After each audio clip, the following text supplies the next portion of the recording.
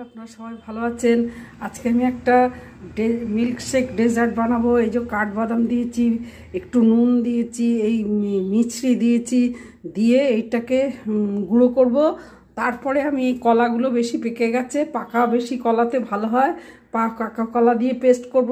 তারপরে একটু এলাচের দানা দেবো, একটু এই কফি পাউডার দেবো, আর একটু গোলমরিচের গুঁড়ো দেবো, এতে গোলমরিচ গুঁড়ো আছে, দিয়ে আর মিল্ক দেবো, দিয়ে এই ঘোরাবো মিশ্রণটাকে।